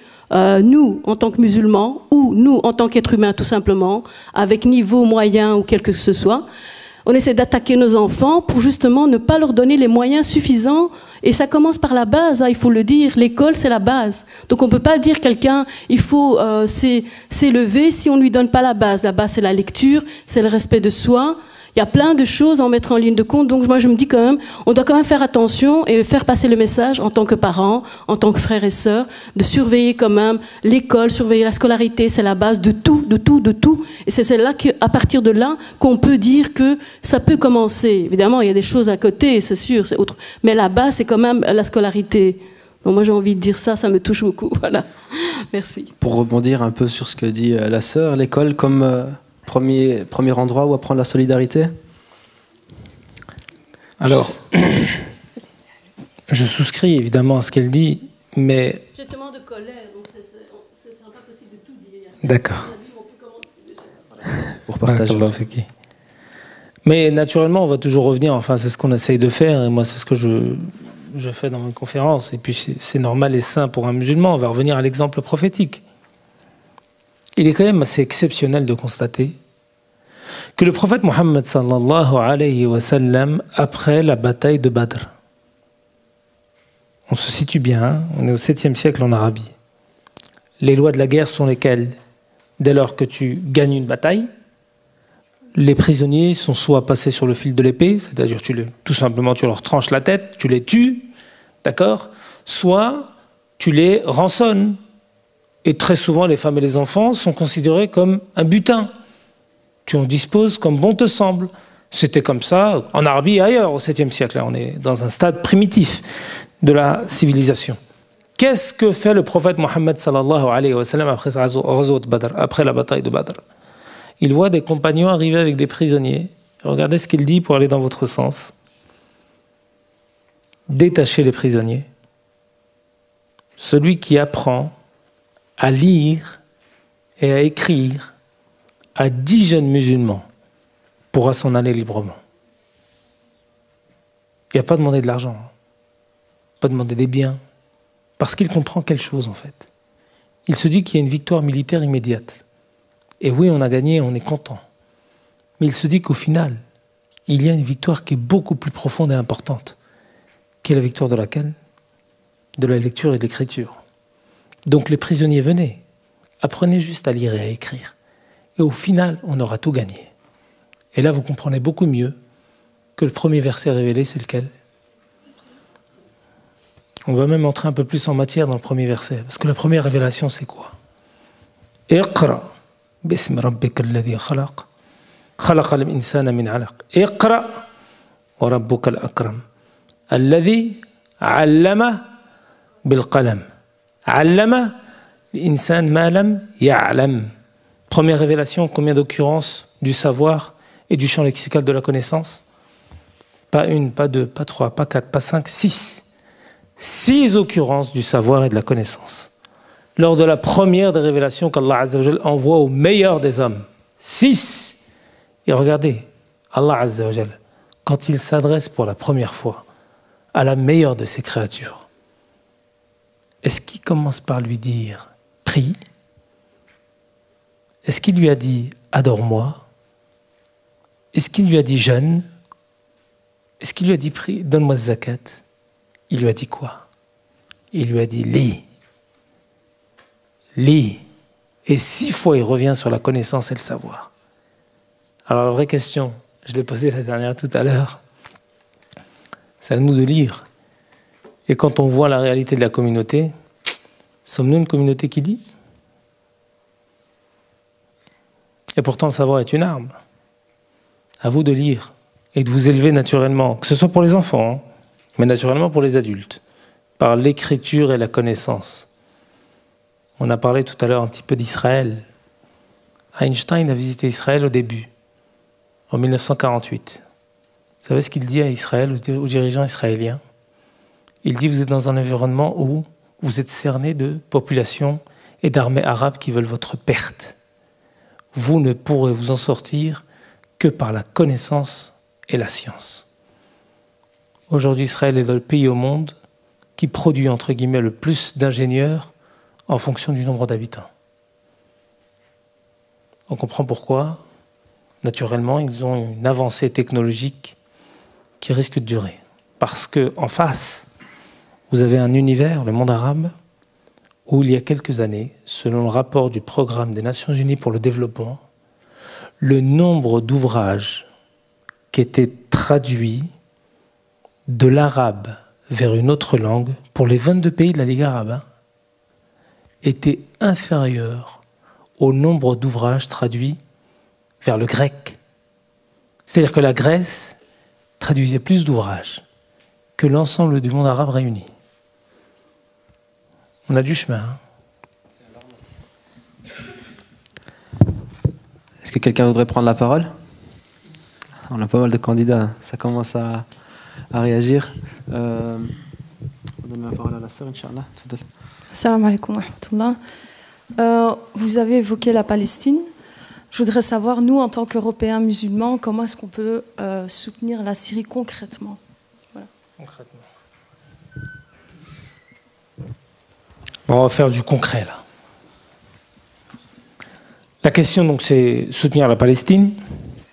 Concrètement, qu'est-ce qu'on peut faire? Et si je peux me permettre, je vais élargir la question à la Syrie, à la Birmanie. Et finalement, à l'ensemble des causes, qui sont les causes, qui sont un petit peu les plaies, hein, les causes de la souffrance du monde musulman et de ces peuples opprimés. Et là, je vais vous faire un peu travailler. Alors, concernant la Palestine, première question que je vous pose, qui d'entre vous, lève la main, sait ce que signifie le BDS? Lève la main. Bien haut, s'il vous plaît. Donc une minorité. Largement une minorité. Tu as levé la main? Taïb. On en revient à ce que je disais juste à l'instant. Une cause qui n'est pas connue est une cause de perdu. Et si tu souhaites, enfin toi, Arti, mais nous tous, si nous souhaitons, mais vraiment effectivement porter la solidarité pour la Palestine, comme pour la Syrie, comme pour la Birmanie, comment voulez-vous être acteur d'un changement, quel qu'il soit, dès lors que vous ne connaissez pas la situation? Donc la première des choses, de manière très concrète, Urtil Karima, si tu veux commencer, en dehors évidemment du travail spirituel qu'on fait tous les soirs pour pouvoir prier, notamment dans le soujoud, pour nos frères en souffrance. On est bien d'accord. Ça, on en a, alhamdoulilah, c'est tellement évident qu'on n'en parle pas. Mais c'est bien de le rappeler effectivement. Au-delà du premier aspect de la solidarité spirituelle qui fait que seul, le soir, le matin, la journée, dans tes soujouds, tu fais dua pour nos frères. La deuxième des choses, c'est d'agir sur le registre de la connaissance et de la formation. Ça veut donc dire que si vous êtes une petite minorité à savoir ce que signifie le BDS, c'est pas normal. Donc ceux qui ne savent pas ce que c'est que le BDS, il y a une chose à faire à partir de ce soir, c'est de prendre un livre et de commencer à connaître d'une part l'histoire de la Palestine et de savoir ce qui aujourd'hui est l'expression première du peuple palestinien pour pouvoir résister à l'occupation. Parce que c'est par le BDS que les Palestiniens ont compris qu'ils pourraient lutter contre l'occupant israélien. Ça fait 60 ans qu'ils ont essayé les armes. 60 ans qu'ils se sont dit que finalement les Arabes, en tout cas, qu'on se comprenne bien, les gouvernements arabes les ont laissés tomber. Donc ils vont agir sur le registre du B, boycott, du D, du désinvestissement et du S, de la sanction. Donc comment tu veux, toi, essayer d'être solidaire avec la Palestine dès lors que tu ignores cette campagne lancée par la société civile palestinienne? Donc la première des choses, c'est de commencer à lire. Et dès ce soir, concrètement, en plus des du'a, deuxième élément. Troisième élément, vous avez certainement une relation, je pense notamment aux frères, voire même les sœurs évidemment, avec des mosquées de votre quartier. Vous connaissez plus ou moins les mosquées. Vous avez chacun dans votre quartier une mosquée. Vous connaissez plus ou moins les responsables. Si vous ne connaissez pas les responsables, vous connaissez des personnes qui connaissent les responsables. Qu'est-ce qui vous empêche, à vous, qu'il s'agisse de la Palestine ou de la Syrie, de conseiller l'imam, le responsable de la mosquée, de lui dire il serait quand même bon qu'on puisse faire une Jumu'ah sur la Syrie ou sur la Palestine. De sorte à faire comprendre à la communauté qu'il y a une situation qui reste une situation qui relève du scandale et qui est aujourd'hui complètement négligée par la communauté. Est-ce qu'il ne serait pas opportun, parce qu'il y a des mosquées en région parisienne où vous pouvez toucher chaque vendredi 2000 personnes. 2000 personnes. Et vous pouvez très bien apporter, je peux te donner les liens, je peux vous donner les liens sont sur mon livre, puisque j'ai un chapitre sur la Palestine. Vous pouvez très bien donner l'argumentation religieuse à l'imam pour qu'il puisse faire sa Jumu'ah. À partir de quelle conception? Celle de dire que la solidarité pour la Palestine est impérative. Benassil Qur'an, c'est-à-dire par des versets du Coran. Innamal mu'minuna ikhwa, c'est un verset qu'on récite pour se faire plaisir ou on le récite pour l'appliquer? Al-Umma kal-Jasad al-Wahid, c'est un verset qu'on récite pour le plaisir ou pour l'appliquer? Taïb, la parole des savants, des ulama, parce que le minhaj est celui-ci, le kitab wa sunnah wa fahm al-ulama. Qu'est-ce que disent les ulama sur la question du boycott? Al-Ittihad al-Alami, les ulama al-Muslimin, l'Union mondiale des savants. Qu'est-ce qu'elle dit sur le boycott? Si vous, par négligence ou par oubli, vous consommez des produits israéliens, c'est-à-dire des produits issus du vol et de la spoliation, vous savez ce que vous avez commis? Un grand péché. Benas, c'est le fatwa, c'est-à-dire le texte de la fatwa de l'Union mondiale des savants. Shira al-bada'i al-isra'iliya fi asrina hada kabira min al-kaba'ir. C'est-à-dire ta propre négligence. Regardez, je ne suis pas en train de vous parler d'une vue de l'esprit. J'ai constaté il y a quelques années, dans une mosquée et dans la cuisine d'une mosquée, des cartons de dates. Et à votre avis, ces dates venaient d'où? Excusez-moi l'expression, qu'est-ce que cette communauté, d'une certaine manière, qui va rompre un geste sacré, rompre le ramadan avec des dates qui proviennent de la spoliation, de l'occupation, du vol d'une population musulmane opprimée? Mais c'est parce que quoi? Parce que ceux qui ont acheté ces cartons dates pensaient bien faire. On va essayer de nourrir des gens pour faire en sorte qu'ils coupent leur ramadan. Mais ils l'ont coupé avec quoi, leur ramadan? Avec l'injustice. Des dates de l'injustice. Mais c'est de la faute de qui? C'est pas de la faute de celui qui va t'exporter son poison. C'est de la faute de celui qui, par négligence, oubli ou ignorance, va acheter ce poison. Donc, Urtil Karima, évidemment, dua concret, lecture très concret. Vous avez parfois l'impression de vous dire que oui, mais la lecture, le savoir est une arme. Rappelez-vous le prophète sallallahu alayhi wa sallam, quand il voit des prisonniers, il est à l'issue d'une guerre, il dit il y a une victoire militaire immédiate, mais une victoire beaucoup plus large. Et c'est d'ailleurs comme ça que l'ont compris beaucoup de gens. C'est en s'élevant intellectuellement que tu arrives tout simplement à pouvoir dominer une situation. Dua, la lecture, l'action par le boycott, ça veut dire aller voir des vos mosquées pour leur dire et signifier, les conseiller pour qu'ils puissent toucher la communauté, parce que c'est beaucoup mieux. C'est bien de parler devant 50 personnes, c'est beaucoup mieux de parler un vendredi devant 2000 personnes. Vrai ou faux? Et ensuite, d'agir. Quand je vous ai posé la question de savoir est-ce que vous êtes membre d'une association, normalement, toutes les mains se lèvent. Et je sais qu'à Bruxelles, il y a des associations qui militent pour la question de la Palestine. À vous, essayez d'entrer en contact. Et parfois, il y a 2 minutes sur Google et vous trouverez les liens de ces associations qui, sur Bruxelles, agissent pour la cause palestinienne. Et dès lors que tu agis, que tu fais l'effort dans un esprit de solidarité communautaire, fraternelle avec les Palestiniens, tu entres dans quelle disposition d'un concept fondamental dans le Coran? Tu fais l'effort. Ça veut dire quoi? C'est tout. Ils n'ont peut-être pas entendu, au fond. Oui, et si je peux me permettre, je vais finir sur cette définition de ce concept absolument fondamental du djihad qu'on a traduit n'importe comment et qui est aujourd'hui tellement galvaudé que nous-mêmes, parfois musulmans, on a peur de l'utiliser. Le djihad, il faut savoir le réhabiliter. Et pour le réhabiliter, encore faut-il savoir le définir. Le premier des djihads, c'est d'abord celui qui vous forcera, ou en tout cas fera en sorte que vous et moi, demain matin, on puisse se lever au Fajr, à son heure. C'est d'abord ça le djihad. Vrai ou faux? Djihad al-nafs. Mais ton djihad dans la compréhension d'exprimer une solidarité avec un peuple opprimé par le biais de l'information, des du'a et du BDS, c'est également faire preuve de djihad. Raison pour laquelle, regardez jusqu'où ça va dans la compréhension des sources islamiques.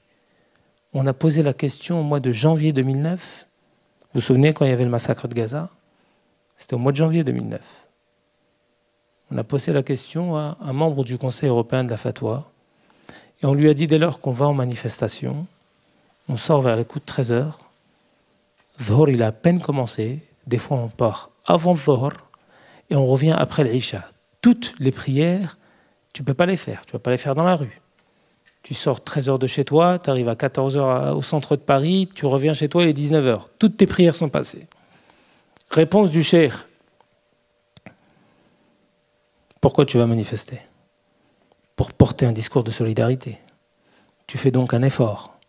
Tu es donc dans le cadre d'un djihad. Un djihad par la manifestation, par l'argumentation, par la réflexion, par l'intelligence. Ton djihad va donc te permettre à toi, vu que ta manifestation s'inscrit dans un acte d'adoration, à faire Dhuhr et l'Asr à l'heure du Dhuhr, et quand tu reviendras, tu feras le Maghrib et l'Isha. Wala ithma alayk. Et ça, c'est possible. Et ça, c'est une compréhension de la religion.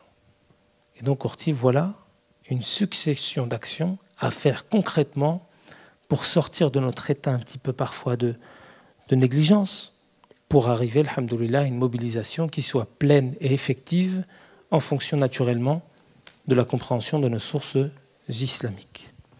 Ça vaut pour la Palestine et qu'on se comprenne bien. Tout ce propos vaut naturellement pour la Syrie. La sœur, Inch'Allah, là-bas, oui, qui... Salam alaikum wa rahmatullah. Voilà, je suis une maman de 2 enfants d'origine turque. Je participe souvent aux conférences que les Marocains organisent. Et ma question était, comment pouvons-nous arriver à ouvrir un débat communautaire entre la communauté turque et marocaine? Je pense qu'elle est vraiment très importante puisque nous sommes assez nombreux quand même. Et voilà. Très cher. Désolée, je suis un peu timide et la question, elle était concise, précise. Vous ne pouvez pas faire mieux. Taïeb. Il y a quelqu'un qui veut prendre la parole aussi derrière? Je sais. Ouais.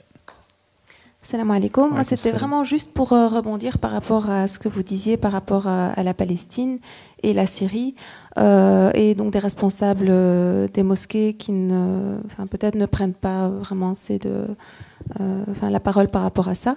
Je pense qu'il y a déjà divergence par rapport à cette question-là. Il y a des savants qui je pense, qui en font une question centrale et d'autres non.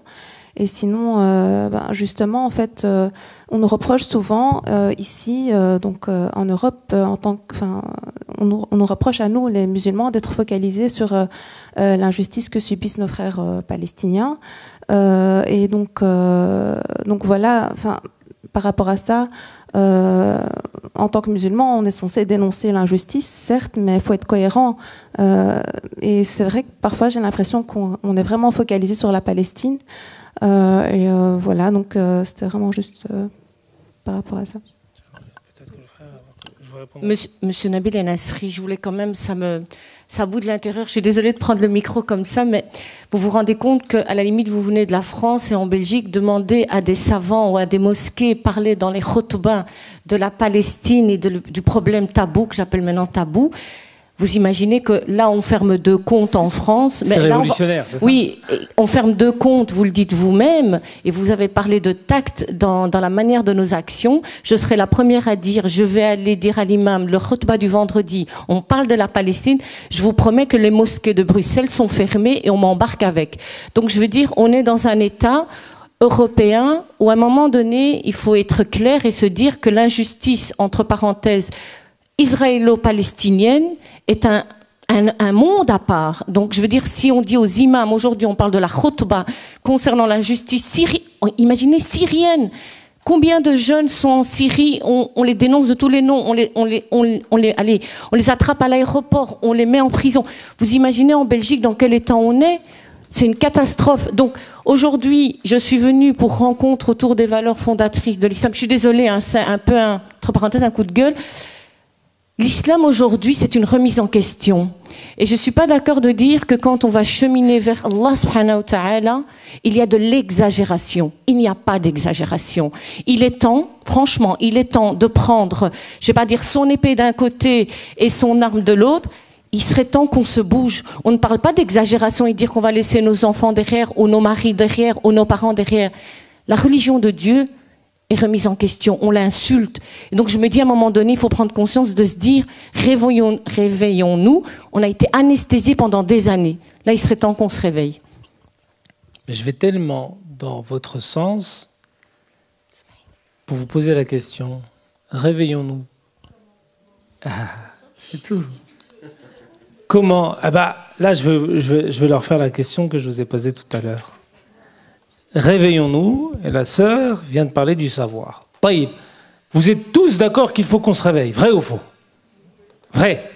Taïb, qui d'entre vous, ces 30 derniers jours, a lu un livre de A à Z? Lève la main. De A à Z, hein, c'est pas une BD, comme dirait un frère. Hein. Un livre de A à Z. Vous êtes minoritaire. Le jour où, Ortil Karima, parce qu'attendez, je vais vous poser une deuxième question, naturellement, ça va avec.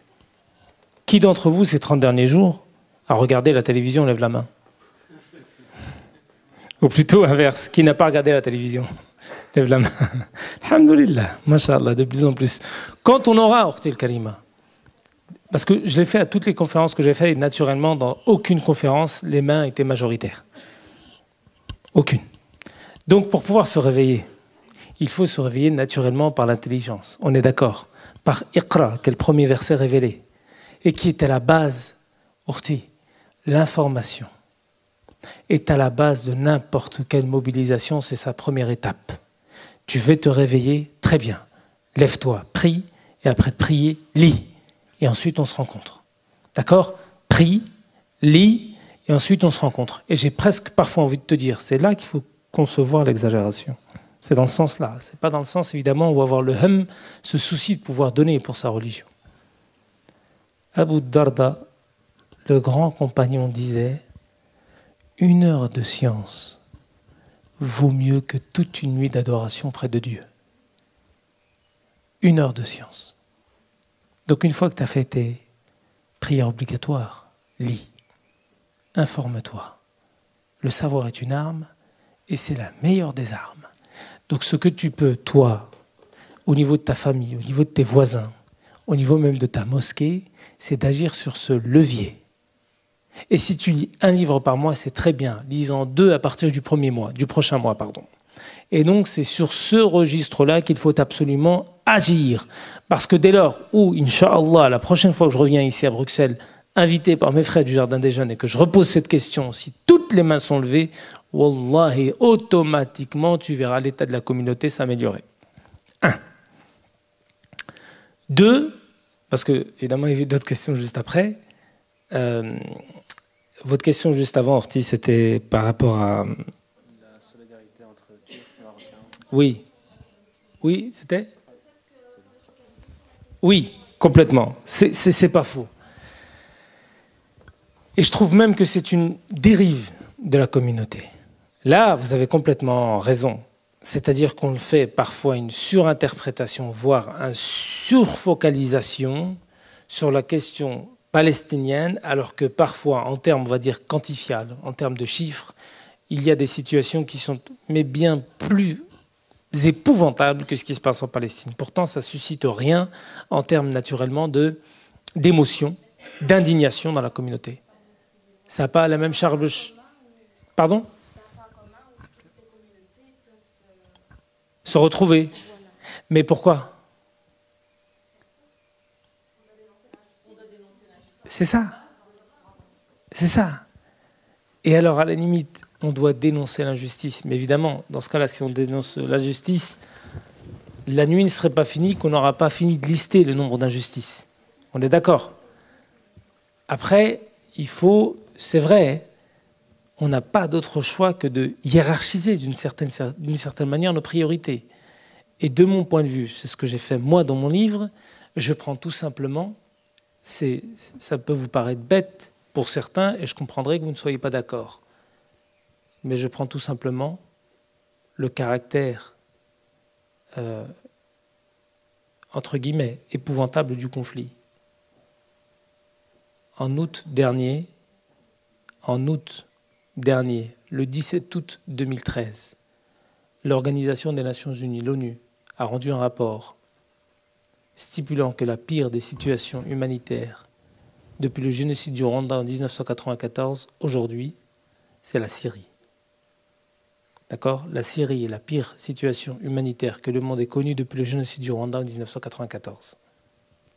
Et moi, j'ai beaucoup interpellé les musulmans qui, en janvier 2009, pendant 3 semaines, certes, 1400 Palestiniens sont tués et massacrés.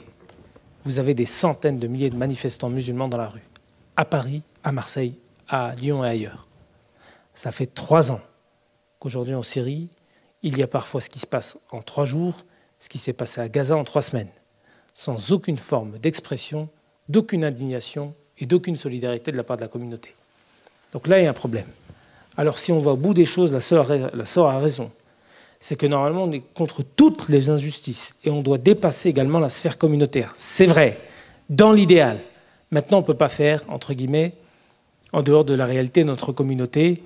Et on peut d'une certaine manière, même si on estime que l'idéal, c'est d'agir contre toutes les injustices, mais naturellement, si tu as une injustice en face de ton voisin, une injustice à 500 km, tu vas d'abord lutter contre l'injustice chez ton voisin, et pas à 500 km. C'est pour ça que vous avez peut-être une disposition émotionnelle, affective, qui est davantage prononcée pour certaines situations que d'autres. Mais c'est vrai que sur la situation palestinienne, de mon point de vue, elle a parfois un effet un petit peu retors. Parce qu'on va rester focalisé uniquement sur ça, quand à quelques dizaines de kilomètres de la Palestine, il y a aujourd'hui la pire situation humanitaire que le monde ait connue et que personne n'en parle.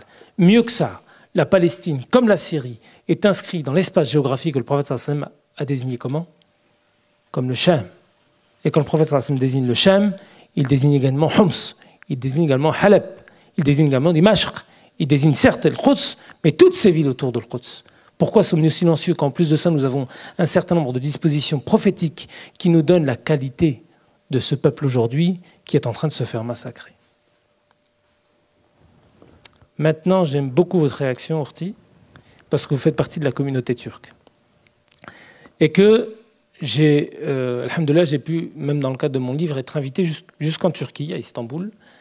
Et je trouve la communauté turque, en tout cas en France, je pense que ça doit être la même chose ici en Belgique, très solidaire, entre elles, c'est vrai, mais avec... Il fallait le préciser, hein, Mais j'entends beaucoup de frères me dire « Ouais, mais les Turcs, ils sont solidaires entre eux. » Attends, les Marocains, ils ne sont pas solidaires entre eux? Ou une partie des Marocains ne sont pas solidaires entre eux? Les Riafa, ils ne sont pas solidaires entre eux? Hein? Les Tunisiens, ils ne sont pas solidaires entre eux? C'est-à-dire, le reproche qu'on fera aux Turcs, on peut très bien le refaire à nous-mêmes. Les Turcs sont nationalistes. Parce que les Algériens, ils ne sont pas nationalistes. Oui, mais ce n'est pas une tare. Eh oui. Ouais. Exactement. Et c'est pour ça qu'aujourd'hui, et c'est pour ça que quand j'ai fait des interventions chez les frères syriens, et quand je l'ai fait en face de vous, et qu'on essaie un certain nombre à se tuer pour dire votre Coran vous enseigne innamal mu'minuna ikhwa. Et il n'a pas dit innama souriyin ma'a souriyin ikhwa, innama tunsiyin ma'a tunsiyin ikhwa, innama al-maghariba ma'a al-maghariba ikhwa. Comment, à un moment donné, je me suis dit, mais des manifestations pour la Syrie où il y a un Maghrébin sur des dizaines de Syriens. Des manifestations pour des Tunisiens, pour la Tunisie, où il y a 99% de Tunisiens.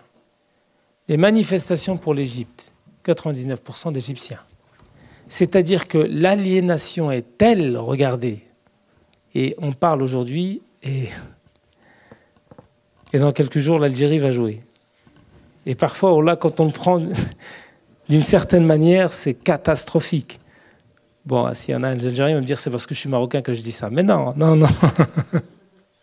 Qu'on se comprenne bien. Parfois, on a reproduit dans nos têtes le schéma du colon. Le colon est parti, mais il est resté ici.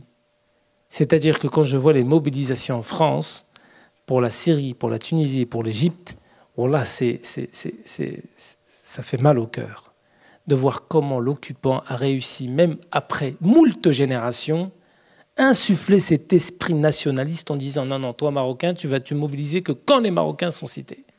Toi Tunisien, que quand, en oubliant que toute cette frontière, ou une bonne partie d'entre elles, sont issues de quel découpage? Si ce n'est le découpage de ceux qui ont souhaité nous diviser pour mieux régner. Donc, la chose qu'il faut faire, c'est naturellement revenir au lien fondamental qui nous unit tous dans cette salle. Ce lien de fraternité et ce message qui nous dit que le prophète sallallahu alayhi wa sallam nous a enseigné la farqa bayna ajami wa arabi illa bit taqwa. Il n'y a pas de différence entre un arabe et un non-arabe si ce n'est par quel élément, quel lien? Le lien de la piété.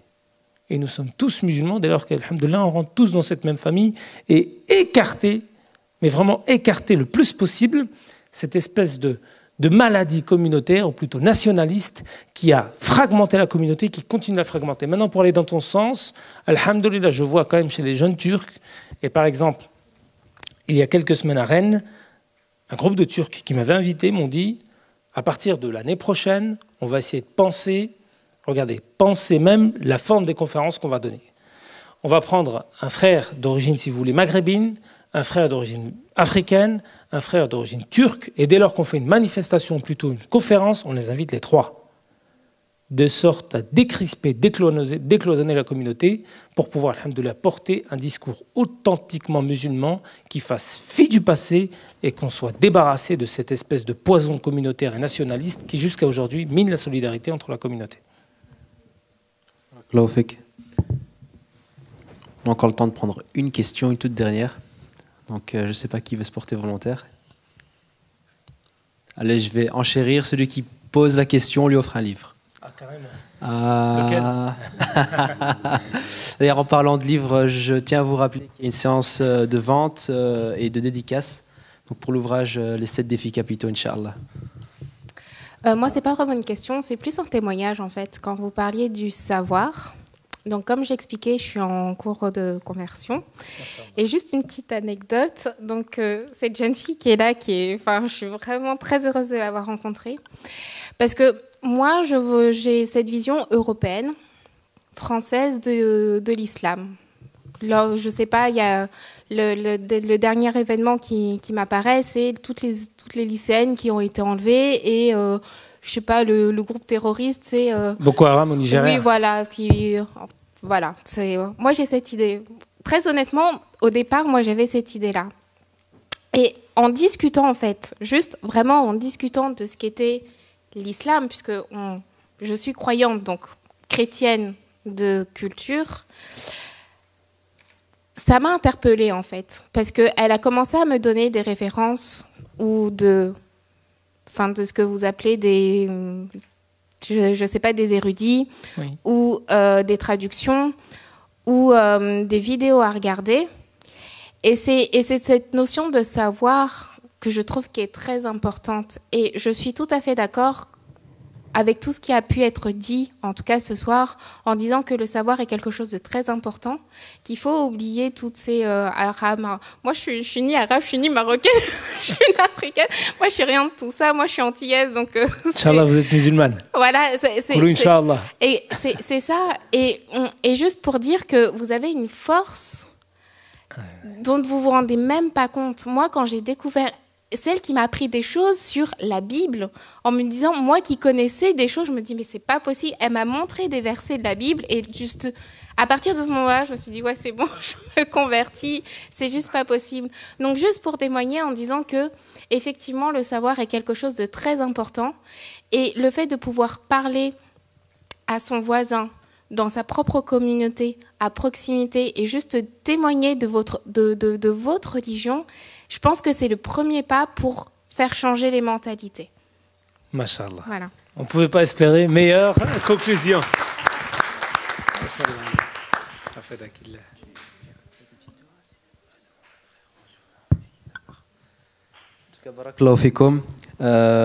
On est très content de votre présence. Vous êtes venus nombreux malgré le fait que ça tombe en plein dimanche après-midi, que c'est une belle journée. Voilà, donc on espère en tout cas que ça vous a plu, que vous avez beaucoup appris, vous avez profité de la présence de notre honorable invité. Et on espère vous retrouver très bientôt, Inch'Allah, pour une nouvelle série de rencontres ou d'activités du Jardin des Jeunes. Veuillez à vous tenir au courant sur les réseaux sociaux, sur Facebook, YouTube, le site du Jardin des Jeunes. Et je vous remercie pour votre effort et votre présence. Barakallahu fikoum. Wassalamu alaikum wa rahmatullahi wa barakatuh.